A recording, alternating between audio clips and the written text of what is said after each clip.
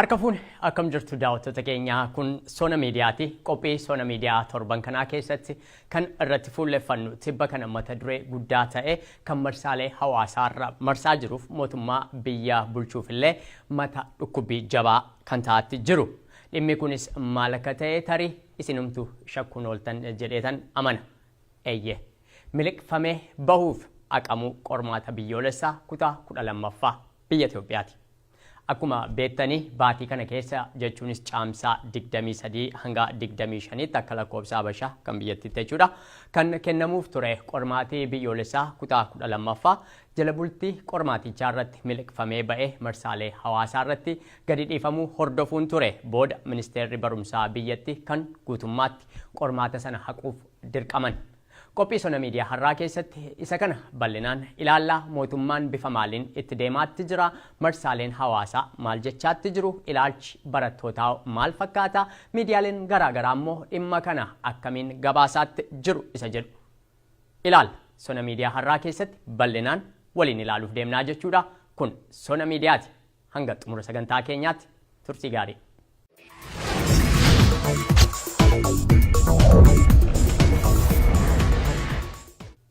Jalqaba mootummaan barattoota bara kana kutaa 10ffaa fi kutaa 12ffaa barataniif qormaata guutuu biyyoolessaa laachuuf qophii hunda xumuree jiraachuusaa kan ifa godhe miidiyaa biyyattii karaa Corporation Broadcast Ethiopia yookaan EBC fi gama Faanaa Broadcasting ture. Qormaata kana qopheessuuf baasii mootummaan baasee akka ministeeriin biiroo barnoota biyyattii ibsetti birriin miliyoona 215 yoo ta'u kunis birriin miliyoona 120 mana maxxansaaf miliyoonni 95 immoo bulchiinsa qormaataaf kan bahedha akka Director Agency qormaata biyyoolessaa torban muraasa dura ibsanitti. Qormaata kana kennuuf ogeessota dhimma isaa irratti dandeettii gahaa qabanii fi barsiisota 51,000 ramadame. Bara kana qofaa barattoota 253 fi 424 ta'antu qormaata kutaa 12ffaa kanaaf qophaa'ee ture jechuudha. Gara ijoo dubbii keenyaatti yoo as deebinu ministeerri barnootaa guyyaatti qormaati biyyoolessaa laatamu akka ifa taasiseen gungummiin jalqabe. Boodas gungummiin sun dhiibee gadi ba'ee maatileen barattootaa fi akkasumas barattootii Oromoo bara kana qormaata kana fudhatan mootummaan waan kana akka keessa deebi'ee xiinxalu gaafachuu eegalan. Haa ta'uti mootummaan dhageettii hin laanneef ittaansees dhimmi kun dhiibee dhufee marsaalee hawaasaa irrattis quuqamtoonni mormii qaban dhageessisuu jalqabanii bilbiloota qondaaltota barnootaa kan federaalaa amma aanaatti jiru marsaalee intarneetii irratti facaasuun duulli qondaaltota kana amansiisuuf yaaluu baname.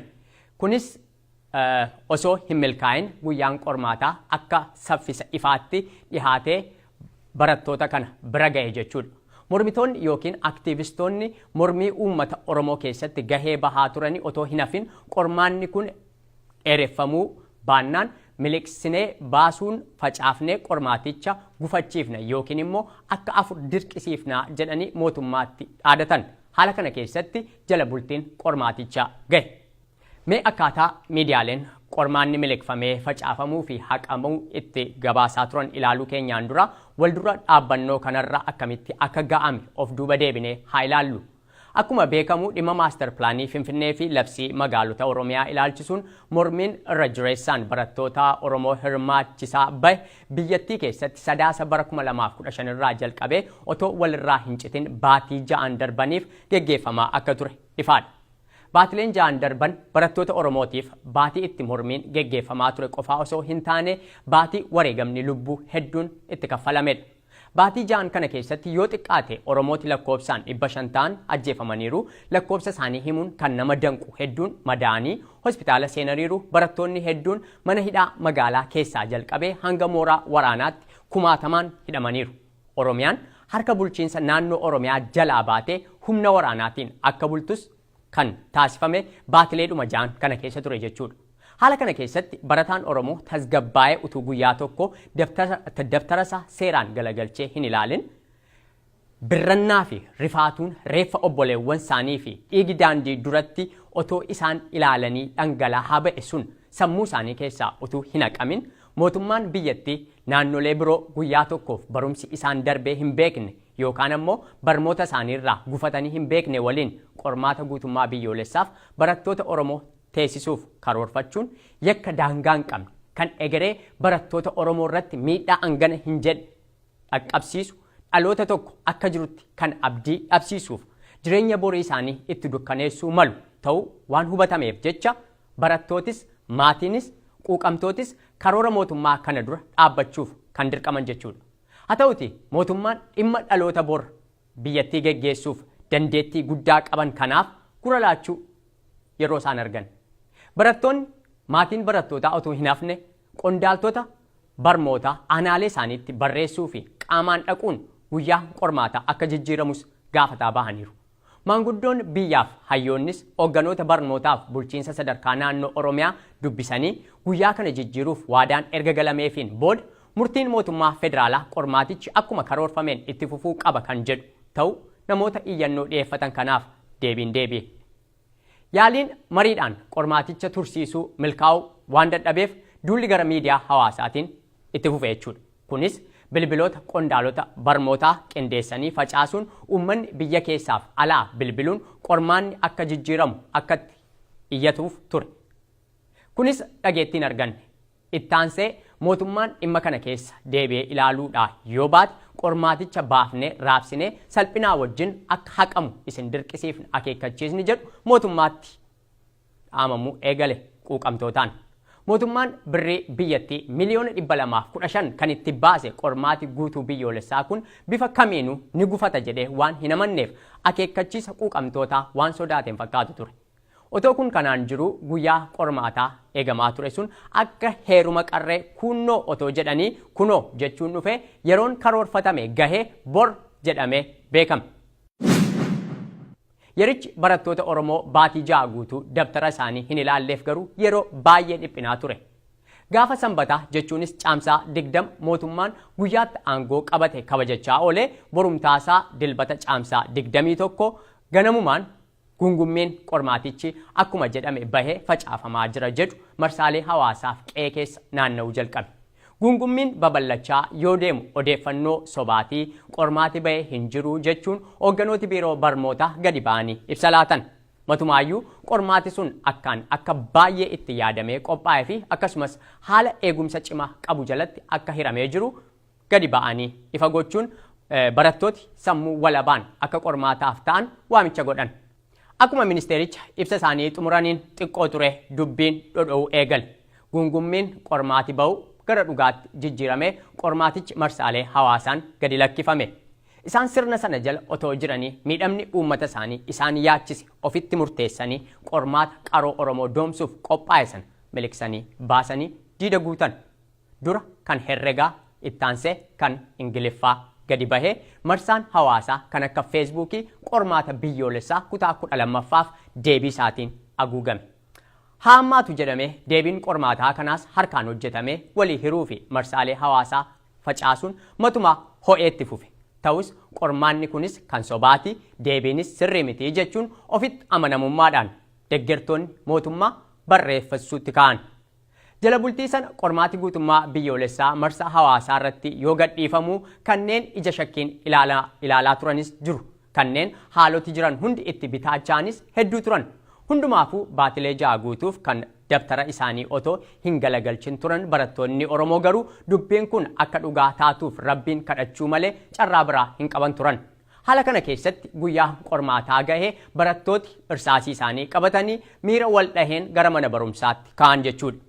Miidiyaan biyyattii ganama sana akka qormaati sun seeraan jalqabee fi danqaa tokko malee akka kennamuu eegale himamee otoo hin turin barattooti akka qormaata dhaabaniif kan mootummaan ajaja dabarsee wayita barattooti qormaata afaan Ingilizii qoramaa jiranitti ture. Barattoonnis gariin naasuun kaan gammachuun simatan. Oromiyaa keessatti bakka hedduutti dhiichisaan mana barnootaatii gara magaalaa seenan. Obbo Shifarraaw Shugguxee battala tuuta gaazexeessitootaatiif ibsa laataniin qormaati afaan Ingilizii hatamee ba'uu mirkaneeffannee jirraa koodii 14 waan ba'eef bifa kanaan itti deemuun baay'ee nu rakkisaa jedhani. ሙሉ ለሙሉ ትክክለኛ ፈተና በዌብሳይት ላይ ወጣ ሆኖ አግኝተነዋል። ስለዚህ ከዚህ በኋላ ሌሎች ፈተናዎችን ማስከተል ተገቢ መስሎ ስላልተሰማን ኦልሬዲ በሚዲያ የወጣ ፈተናም እንደ ፈተና መውሰድ ስለማይቻል ሁሉም ፈተናዎች ዝላይ ተመስርቶ ከዛሬ ጀምሮ ለሚቀጥሉት 4 ቀናት የሚሰጥ ፈተና የተቋረጠ መሆኑን ለወላጆች እና ለተማሪዎች እንዲሁም ለመላ የሀገራችን ህዝቦች ለመግለጽ ነው።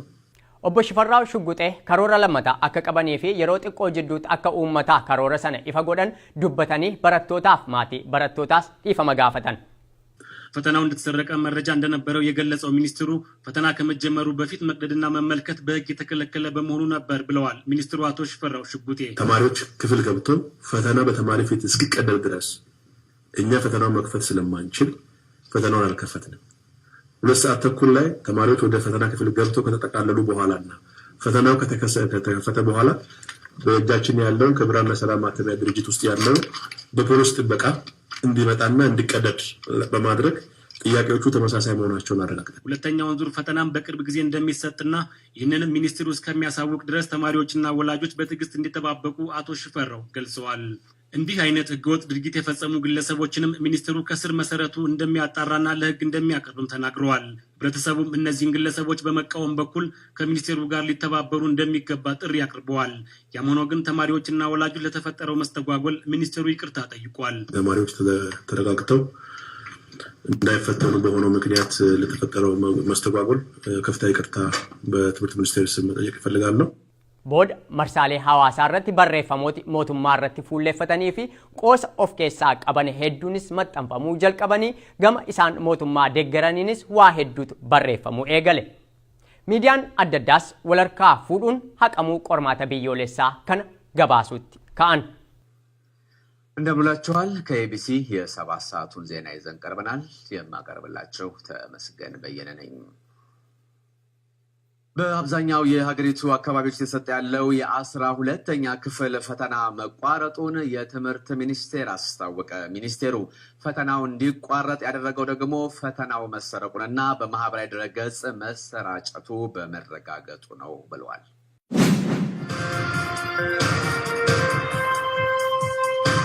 Kam jirtu daawwattoota keenya kun Odeeffannoo Oromoo TV saatirraa isiniif darbuudha. Oduu guyyaarraa waliin Angalaan Tarreessaati.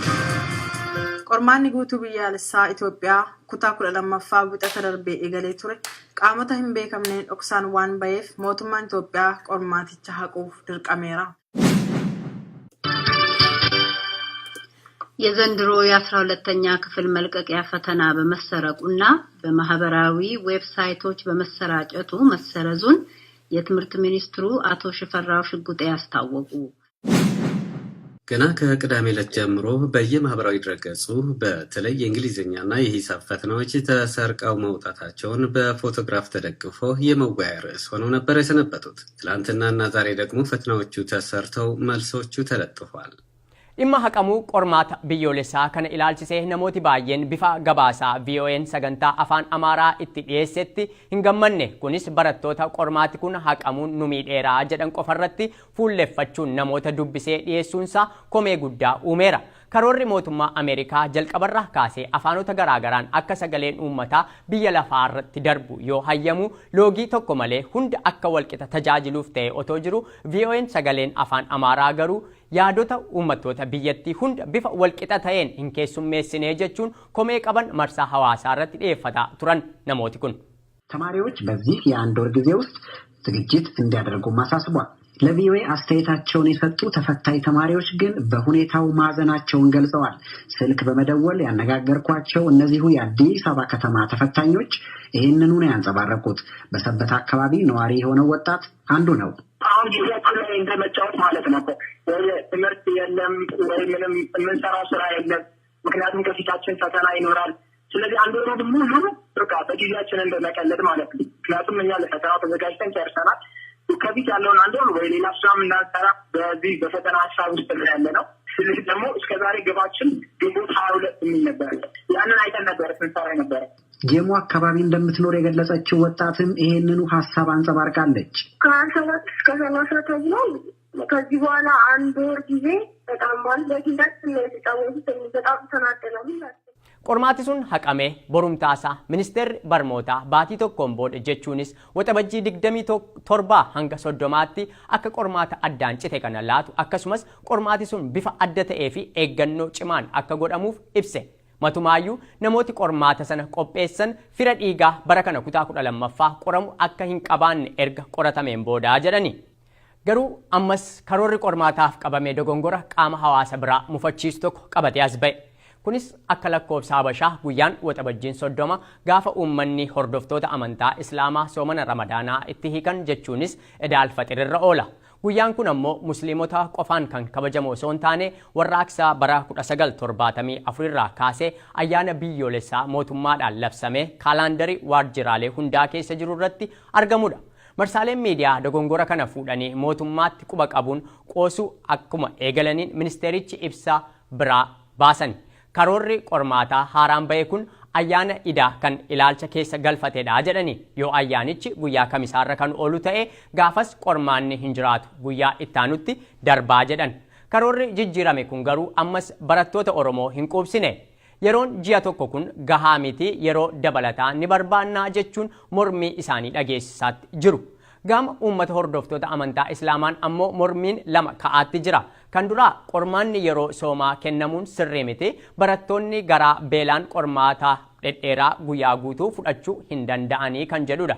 Inni lammataa ammoo qormaanni kun jalqabumaayyuu barii ayyaana idaa ta'uun yeroon sun yeroo firaaf maatiin walitti dhufee ayyaanaaf qophaa'uu fi kabaju waan ta'eef barattoonni qalbii takkaan qayyabachuu qoramuu hin danda'anii kan jedhudha.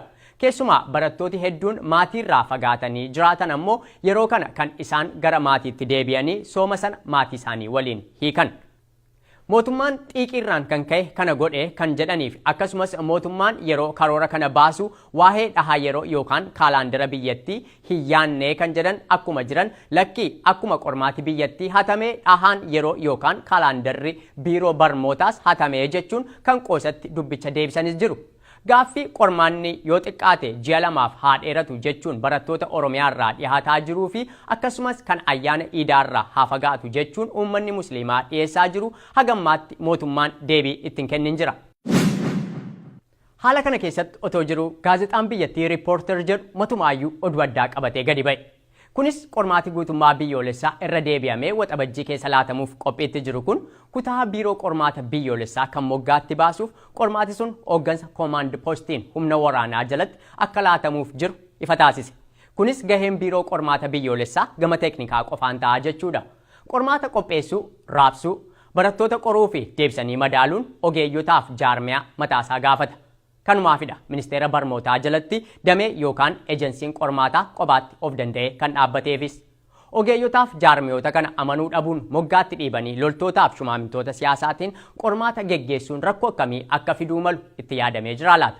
Kara biraan guutummaadhaa guutuutti barattoota afaan qawwee jala ta'anii qormaata akka isaan fudhataniif dirqisiisaa jiru jechuudha. Haala barattooti waraana magaalaa keessaa qawwee baatee deemu sodaatanitti gaaffiin isaanii guddaan loltoonni manneen barnootaa keessaa nuuf haa ba'anii ta'e otoo jiru yoo waraanni afaan qawween namarra dhaabbate qormaata namaa laatu maal akka barattoota sanatti dhaga'amu ammaa kaasaatii yaada. Kun qophii Sona Miidiyaati. Har'aaf qophii Sona Miidiyaa asuma irratti goolabna. Sagantaalee OMN kan birootiin garuu dhimma kana hordofne isiniif gabaasuu itti fufna. Gama kootiin nagaatti.